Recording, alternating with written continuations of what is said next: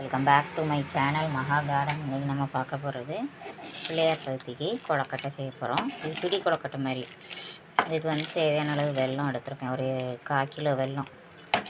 அது கூட ஏலக்காய் ஒரு 4 ஏலக்காயும் போட்டு தண்ணி வந்து 1க்கு 2 தண்ணி வச்சுக்கணும். 1 டம்ளர் போடுறோன்னா 2 டம்ளர் தண்ணி வச்சுக்கணும். நான் வந்து கண் திட்டமாக தான் வச்சுருக்கேன். இப்போ கொஞ்சம் மாவு வெந்தால் தான் கொஞ்சம் நல்லாயிருக்கும். இப்போ தேவையான அளவு தேங்காய் திருவி வச்சுருக்கேன். இப்போ இதில் வெல்லமும் தண்ணி ப்ளஸ் ஏலக்காய் 3ம் சேர்ந்து கரைஞ்சிட்ருக்கு. கரைஞ்ச உடனே மாவு தூக்கி போட்டு கிண்டணும். இப்போ வெல்லம் கரைஞ்சிருச்சு. இந்த ஸ்டேஜில் நம்ம இதை போடுறோம், மாவை கொஞ்சம் கொஞ்சமாக போடுறோம்.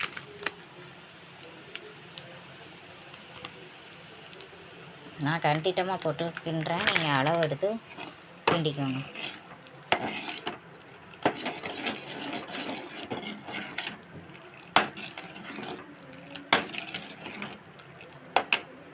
தேவையான அளவு பச்சரிசி மாவு,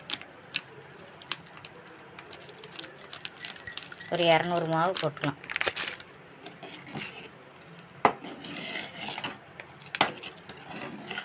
கிண்டிட்டு காமிக்கிறேன். மாவு கட்டி இல்லாமல் இந்த பதத்துக்கு நம்ம கொண்டு வரணும். மாவு நல்லா ஓரளவு பிடிக்கிற அளவுக்கு இருக்கணும். இப்போ இது நல்லா ஆற விட்டுட்டு அப்புறம் இந்த கொப்பரையில் பிடிச்சி வைப்போம். எப்படி வருதுன்னு பார்ப்போம்.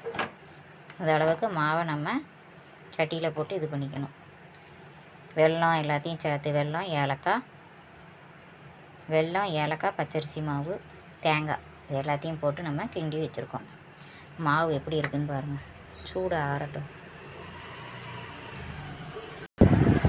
பாருங்கள் ஃப்ரெண்ட்ஸ், இதாவது இந்த மாவு வந்து இப்படி பிடிக்கிற அளவுக்கு நல்லா உருட்டுற அளவுக்கு வரணும். வந்துருக்கா? இப்படி இந்த மாவு வர்ற அளவுக்கு நம்ம கிண்டிக்கணும். இந்த தண்ணிக்கு ஏற்றாப்புல மாவு போட்டு கிண்டிக்கணும். வெல்லம் வந்து எவ்வளோ தேவையோ அவ்வளோ போட்டுக்கலாம். நிறைய வெல்லம் வேணால் நிறைய இனிப்பு சாப்பிட்றவங்க நிறைய போட்டுக்கலாம், குறைய சாப்பிட்றவங்க குறைய போட்டுக்கலாம். இது ஆறினோடனே நம்ம பிடிச்சி கொப்பரையில் வச்சு அவிச்சு எடுக்க வேண்டியதான். ஃப்ரெண்ட்ஸ், இப்போ மாவை ஆற வச்சு கொழக்கட்டை எல்லாத்தையும் கொப்பரையில் வச்சாச்சு. பாருங்கள்,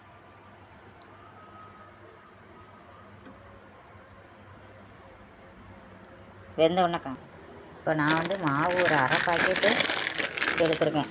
1/4 கிலோ மாவுக்கு மேலேயே எடுத்துருக்கேன். 1/4 கிலோ வெல்லத்துக்கு எனக்கு கொஞ்சம் பிசுன்னு இருந்ததா, அதனால் கூட கொஞ்சம் மாவு போட்டு பிடிக்கிற அளவுக்கு, கை பிடிக்கிற அளவுக்கு பிசைஞ்சு வச்சுருக்கேன். வேகட்டும், எப்படி வருதுன்னு பார்ப்போம். ஃப்ரெண்ட்ஸ், இப்போ ஒரு 10 நிமிஷம் நல்லா வேக விட்டுறோம். மாவாக இருந்தால் வயிற்றுக்கு பிடிக்காது, அதனால் இது நல்லா வெந்தாச்சு. இதை தட்டி ஆற வச்சுட்டு காமிக்கிறேன். ஃப்ரெண்ட்ஸ், இப்போ பாருங்கள், எல்லா கொழக்கட்டையும் தட்டி எடுத்தாச்சு. எப்படி நல்லா வெந்திருக்கு பாருங்கள். சாஃப்டாக இருக்கு பாருங்கள். சாஃப்டாக இருக்கா? இதே மாதிரி செஞ்சு ட்ரை பண்ணி பாருங்கள். Okay friends, thank you.